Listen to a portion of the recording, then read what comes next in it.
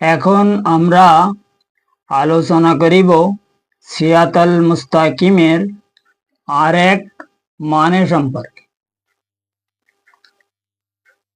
এবং সিরাতাল মুস্তাকিমের সেই মানে হইল, জিকিরে কলব চালু করিতে কামেল মুর্শিদের কেন দরকার হয়, তাহার সঠিক হাকিকত সম্পর্কে আমাদের আজকের রুহানি অনুষ্ঠানে কিছু আলোচনা করা হইবে। তবে উক্ত সিরাতাল মুস্তাকিমের হাকিকি বিষয়কে আরো সঠিকভাবে উপলব্ধি করা যাইবে ইনশাআল্লাহ তাআলা।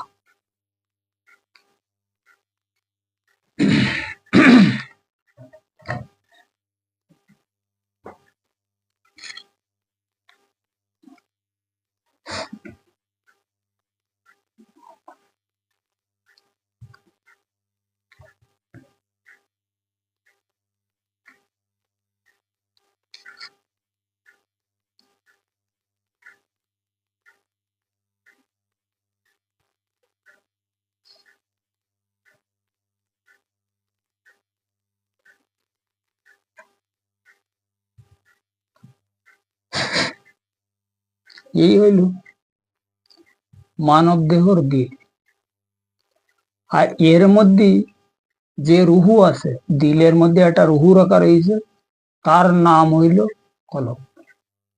আর ওই কলব যখন জিকির করা শুরু করে তখন জিকিরে কলব বলে বা কলব জারি বলে বা ইত্যাদি ইত্যাদি। এই রুহুর নাম হচ্ছে কলব। কলব রুহু যখন জিকির করে, এই কলব রুহু যখন জিকির করে সেই সময় জিকিরে কলব চালু হয়, আর তাহাকেই জিকিরে কলব বলা হয় বা কলব জারি বলা হয় ইত্যাদি। কিন্তু কলব এমনি কোনো সময় কোনো ব্যক্তির জিকির করে না। এই কলব জিকির করার সিস্টেম হলো, এই যে আল্লাহ পাকের এই ইসমে আজম যতক্ষণ পর্যন্ত এই কলবে সামিল না হবে, কলবের মধ্যে প্রবেশ না করবে, ততক্ষণ পর্যন্ত এই কলব কোন সময়ের জন্য জিকির করার ক্ষমতা রাখে না। কারণ এর শয়তান কবজা করে গিয়ে, শয়তান কিভাবে কবজা করেছে সেই জিনিসটা দেখার বিষয়। শয়তান এর উপরে 1,80,000 1,80,000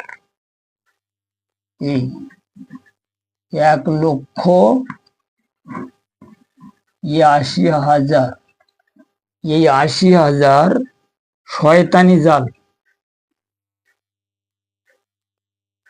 বুঝলে না? হচ্ছে মেন জিনিস।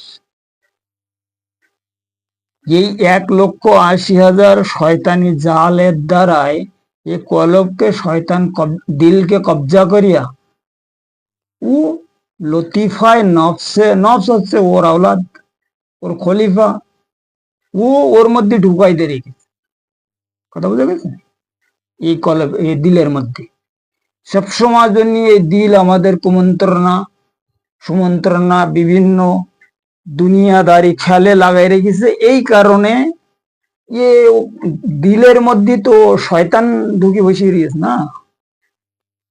এই জন্য আমরা আল্লাহর এবং আল্লাহর রাসূলের দিন সম্পর্কে, ইবাদত বন্দিগিরি সম্পর্কে, আল্লাহর ক্রন্দন সম্পর্কে আমরা চিন্তা করার আমাদের কোনো সুযোগ দিচ্ছে না তো। কারণ লতিফায় নফস তো এর মধ্যে ঢুকে বসে রয়েছে না। এখন আমাদের আজকের আলোচনার বিষয় হইল, কামেল মুর্শিদের জিকিরি কলব চালু করার জন্য কামেল মুর্শিদের কেন দরকার। কামেল মুর্শিদ যিনি কামেল মুর্শিদ, মাল্লাহ ইনি কামেল মুর্শিদ। ঠিক আছে,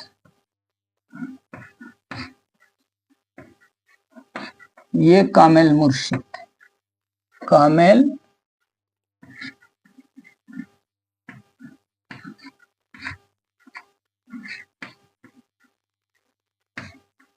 मुर्शिद।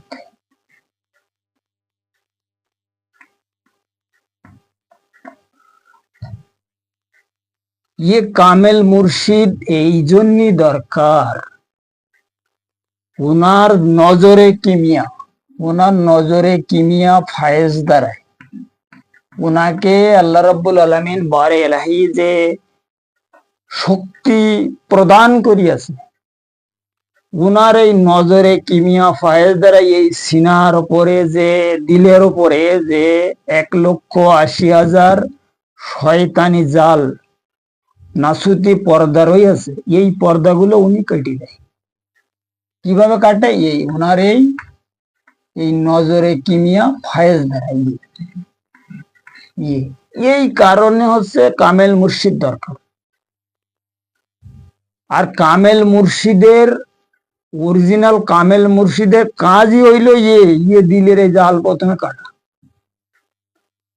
যখন কোন মুরিদকে তিনি কোনো ব্যক্তিকে উনি যখন মুরিদ হিসাবে কবুল করবে, তখন প্রথমে ইয়ে জাল কাটবে।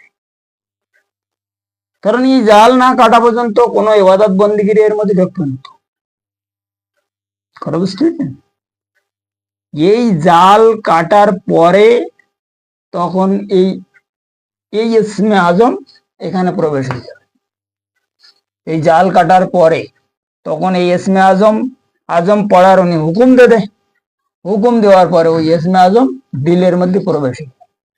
তো দিলের মধ্যে যখন প্রবেশ হয়ে যায় ইয়ে কলব রুহু, তখন আল্লাহু আল্লাহু জিকির করা চালু। ইয়ে জিকির ইসমে আজম এনাকে শিখানে। কারণ এখানে যখন ইসমে আজমের নূর এর মধ্যে প্রবেশ করে, ইসমে আজমের নূর যখন এর মধ্যে প্রবেশ করে দিলের মধ্যে, তখন ইয়ে কলব চাঙ্গা হয়ে যায়, ইয়ে সবাল হয়ে যায়। ইয়ে সবাল হওয়ার পরেই ওর আপনার জাতি এলেম ও ইউজ করা শুরু করে। কথা বুঝতেছেন? এই হচ্ছে কামেল মুর্শিদ। মতলব কি কারণে দরকার, আর আমাদের কামেল মুর্শিদ কেন তালাশ করিতে হয়, কামেল মুর্শিদের কি জন্য আশু প্রয়োজন, ই আছে তার মূল কারণ। কামেল মুর্শিদ খোঁজার বা কামেল মুর্শিদ তালাশ করার এই হচ্ছে আসল হাকিকত।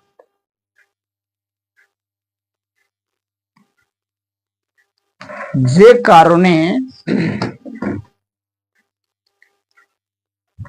কারণে এই কামেল মুর্শিদ খোঁজার বা কামেল মুর্শিদের দরকার অনুসারে আল্লাহ রাব্বুল আলামিন ইজ্জত বারে এলাহি পবিত্র আল কোরআনে উনি প্রত্যেক মানব গোষ্ঠীগণকে সতর্ক ফরমায়। এই মতলব ওনার সিরাতাল মুস্তাকিমের মধ্যে মানে ঢোকার জন্য কি সতর্ক ফরমায়া? ওমাই ইউদলিল ফালান তাজিদালা ওলি ইয়াম মুর্শিদা। আল্লাহ পাক যাকে হেদায়েত করিতে চায়, ওলি এবং মুর্শিদ তাহার সামনে হাজির করে দেয়। কথা বলে এই ওলি মুর্শিদ একমাত্র আল্লাহ যতক্ষণ না দেখাবে কোনো ব্যক্তি খুঁজে বাহির করতে পারবে না, তাই যতই চেষ্টা করুক। কারণ এখানে বলা হয়েছে না পরিষ্কার, মানে আল্লাহ পাক কোরআন শরীফে বলিছে না, কোরআন শরীফে উনি কি বলিছে প্রথমে এই আয়াতে? ওয়ামাই ইউদলিল, ইউদ মানে যুদ্ধ, যুদ্ধ বিদ্রোহ জিহাদ মানে চেষ্টা বিভিন্ন প্রকারে তুমি যত কিছু করো না কেন, তুমি যাই কিছু করো না কেন, ওই ওনার যে সঠিক রাস্তা, ইয়ে রাস্তা কোনো সময় জন্য পাবো না। এই রাস্তা পাতি হলি কামেল মুর্শিদের দরকার। আর কামেল মুর্শিদ পাইতে হইলে নিজেকে প্রথমে তাজকিয়া করতে হবে, নিজের স্বভাব চরিত্র কে পবিত্র সহ নিজের আল্লাহর ইবাদতে শামিল হতে। কারণ এখানে কিছু লোক প্রশ্ন করে, কিছু লোক যে তাহলে কামেল মুর্শিদ যখন পাওয়া যাবে না তখন খুঁজে লাভ কি? আল্লাহ যারে যতক্ষণ না দেখাই দেবে ততক্ষণ পর্যন্ত আমরা তো কামেল মুর্শিদ পাবো না, তা কামেল মুর্শিদ খুঁজে লাভ কি? অন্য কথা হয়ে গেল। বন্দুক আল্লাহর ঘাড়ে রেখে দিলে তোমরা, যে বন্দুক আল্লাহর ঘাড়ে থাকলেও আমাদের যখন হুকুম হয় তখন চালাই দেব না, অন্য কথা হয়ে গেল। আল্লাহ তোমাদের সীমিত কিছু জ্ঞান দিচ্ছে। এখানে বলিছে, কি বলিছে, ইয়া কানা বুধু ওয়া কানাস্তাইন, যে তোমরা যদি আমার ইবাদত করিতে চাও তা আমার অনুগ্রহ তালাশ করো। এবং এই আয়াতের মধ্যে মতলব আরো আমরা বলতেছি যে ইয়া রব্বুল আলামিন বারে এলাহি, আমরা আপনার ইবাদত করিতে যাচ্ছি, কিন্তু আপনার সোজা রাস্তা কোথায়, ইহদিনাস সিরাতাল মুস্তাকিমের রাস্তা কোথায়, এটা আমাদের দেখা। উনি তো সাথে সাথে এই উত্তর দিতেছে আন আমতা আলাইহিম, আন আমতা আলাইহিম। এই আন আমতা আলাইহিম হচ্ছে ওনার সোজা রাস্তা। আন আমতা আলাইহিম কারা, এইটা প্রথমে দেখতে হবে। আন আমতা আলাইহিম সম্পর্কে একদিন কথা হলো। আচ্ছা, এখানে যখন কোনো ব্যক্তিকে ঈমান প্রদান করে আল্লাহ, তখন তাকে উনি রাস্তা দেখাই দেয়, রাস্তা তাকে দেখাই দেওয়া হয়। কারণ কোন ব্যক্তি এই আল্লাহ এবং আল্লাহর রাসূলের সিরাতাল মুস্তাকিমের রাস্তার মধ্যে নিজে নিজে ঢুকতে পারে না, ওসিলার দরকার আছে। তা ওসিলা আল্লাহ কিভাবে দেখাই দেয়, এটা মানুষ তো বুঝতে ক্ষমতা নেই না। মানুষ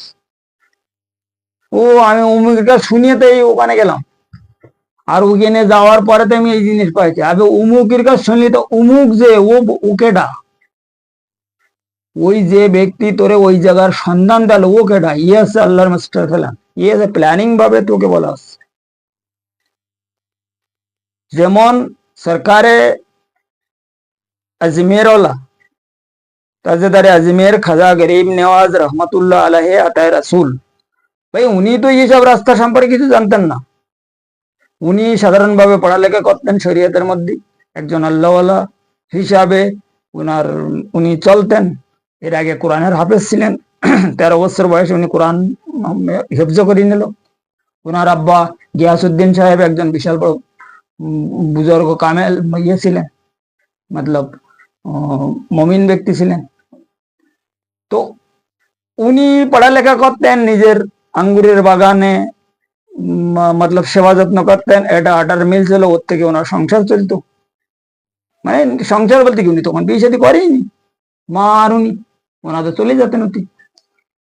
কিন্তু ইব্রাহিম কন্দুজি রহমতুল্লাহ আলাইকে ওখানে উপস্থিত করানো হলো কে? ইব্রাহিম কন্দুজি নিজে ওখানে গেল, কি আল্লাহ ওখানে পাঠাই ওনাকে বললো ওনাকে রাস্তা দেখাই দেওয়া। এই হলো আল্লাহর মতলব সিরাতাল মুস্তাকিমের রাস্তার মধ্যে বান্দাকে ঢুকবার প্ল্যান। ঠিক তদ্রূপ অনুযায়ী যদি আমরা কোনো ব্যক্তি আল্লাহর পছন্দনীয় হতে পারি, তখন আল্লাহ আপনা ওখানে সামিল করে দেয়। যে কারণে উনি সূরা নূরের মধ্যে বলিছে, কি বলিছে, সূরা নূরের 35 নম্বর আয়াতে পরিষ্কার উনি বলতেছে না, ইয়াহদিল্লাহু লিনুরিহি মাইয়াশা। তো এখানে উনি পরিষ্কার ভাবে বলতে চাচ্ছে সূরা নূরের 35 নম্বর আয়াতে, যে আমি যাহাকে হেদায়েত করি, আমি যাহাকে হেদায়েত করি, করার ইচ্ছা করি, ইহাদিল্লাহু লিনুরি, মেরি নূর লিনুরিহি মাইয়াশাউ। ইংরেজিতে মাই মানে আমি, মানে আমার তরফ থেকে তাকে হেদায়েত করি। কি দ্বারায়? নূর দ্বারায়। কিতাবের এখানে কোনো প্রয়োজন নেই, নূরের মাধ্যমে হেদায়েত করা। এই জন্যই আমি এর আগে কোনো ভিডিও মানে বলেছি যে হেদায়েতের অরিজিনাল চ্যাপ্টারের মধ্যে কিতাবের কোনো মূল্য নেই। হেদায়েত মানে কি? জানকারি। কোন জিনিস আমরা যে জিনিস জানি না, ওই জিনিসকে আমাদের জানা বোঝা এবং ওর পরিচয় লাভ করা, এটাকে হেদায়েত বলে। হেদায়েত হেদায়েত হেদায়েত লোক তো করে খুব, লেকিন আসলে হেদায়েত কি বস্তু এটা কেউ জানে না। হেদায়েতের অরিজিনাল মানে, হেদায়েতের অরিজিনাল মানে আজকে আমি বললাম। হেদায়েত মানে হচ্ছে জানকারি হাসিল করা। কারণ এর আগে কোনো বান্দা জানতেন না যে এই মানব দেহের মধ্যে সেই মহান আল্লাহ পাকের সঙ্গে দিদারকৃত এলেম তিনি উপস্থিত রাখিয়াছে। হুজুরে আকরাম সালাতুসাল্লাম দুনিয়ায় আবির্ভাব হওয়ার পরে উনি যখন প্রকাশ হয়েছে তখন উনি পরিষ্কার বলিতেছে এ কথা, আনা মদিনাতুল ইলম ওয়া আলিয়ু বাবহা। এই মাথার মধ্যে একটা আনা রুহ আছে, বাব মানে ওপর, হা মানে দরজা। এই ওপরের দরজা খোলার জন্য তোমরা হযরত আলীর নিকট উপস্থিত হয়ে যাও। এই এলেম আমি তাকে শিক্ষা প্রদান করিয়াছি, তিনি হচ্ছেন আমার এলেমের দরজা। এখন আমার এলেমের মধ্যে ঢোকার জন্য তোমরা ওই আমার দরজায় উপস্থিত হও যাইয়ে। এখন ওই দরজা যদি খুলে যায় তুমি আমার এলেমের মধ্যে ঢুকে যাবা, তখন এলেমের শহর খুঁজে পাবা, ওই শহরে চলতে পারবা। কিন্তু এখন তো বর্তমান জমানায় শোনা যাচ্ছে কোরআন হচ্ছে এলেমের শহর। হুজুর পাক নিজে বলতেছে যে আমি এলেমের শহর।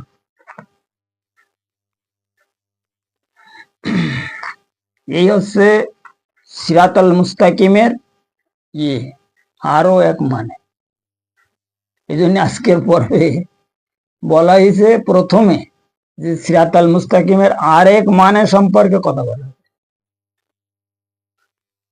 কারণ যতক্ষণ পর্যন্ত আমরা সিরাতাল মুস্তাকিমের রাস্তার মধ্যে না ঢুকতে পারবো কোনো দিন মুক্তির রাস্তা পাওয়া যাবে না।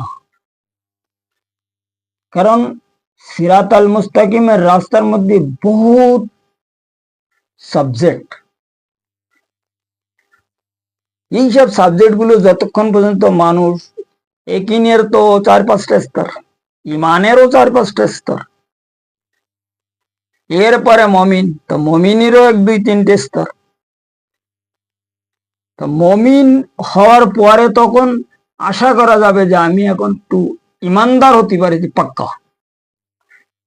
এর আগে ইমানের ভরসা নেই, যে কোনো টাইম আমরা শয়তানের ধোকায় পড়তে পারি। কারণ নফস যতক্ষণ পর্যন্ত মুতমাইনা না হবে ও ততক্ষণ পর্যন্ত মানুষের পিছে ছাড়বে না। মুলিমা হওয়ার পরে তখন নফস যখন মুলিমা হয় তখন ওই বান্দা পুরা পাক্কা মমিন হয়ে যায়, কিন্তু হওয়ার পরে কি ওখানেও সন্দেহ থাকে। একথা কোরআন শরীফে বলা আছে, আল্লাহ বলিছে যে আমি মমিনদের মধ্যে থেকে ওলি সৃষ্টি করি। তা ওলি যিনি হয়ে যায় ও তো আল্লাহ দোষ হয়ে যায় না, ওনার সঙ্গে নফস আর তখন মানে পেশালবাজি করতে পারে না, ওনার সঙ্গে তখন নফসের কালাকারি আর খাটে না, কারণ ও তো আল্লাহ দোষ হয়ে গেছে না।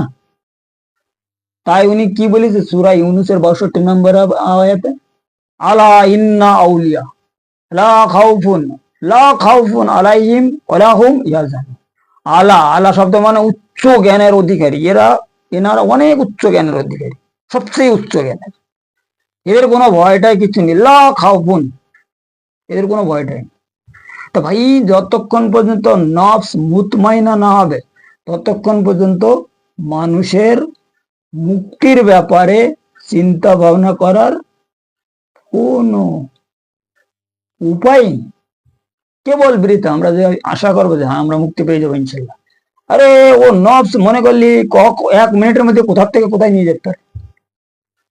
নফস যদি মনে করে তোমারা যে কোনো সমাজ থেকে শুরু করে আল্লাহ পর্যন্ত পৌঁছতে পারে, আর ও যদি মনে করে যে এখান থেকে শুরু করে তোমার একদম ও মাকামে আসফালে নিয়ে একদম সর্বনিম্ন জান্নাতে কারারের মধ্যে তোমার তাকে দাখিল করবে, ও করতে পারে। জান্নাতে হাবিয়ার মধ্যে ये जो सूरा मामूनी जो हाबिया हाबिया संपर्क কথাবার্তা বড় वाला है ना, तो वो नफ्स से एक इशारा। ये हाबिया जो है, हाबिया जो हाबिया जन्नत जो है, ये सबसे बड़ो खतरनाक जन्नत। खतरनाक माने अपना तो और भाई ये वो जन्नत माने एकदम डेंजरस। বুঝতে পেরেছেন? যাই হোক, আজকের আলোচনা এই পর্যন্ত রাখা হইল। আগামী পর্বে সিরাতাল মুস্তাকিমের এই মানে সম্পর্কে আরো কিছু আলোচনা করা হইবে ইনশাল্লাহ, যদি মুর্শিদ দয়া করে।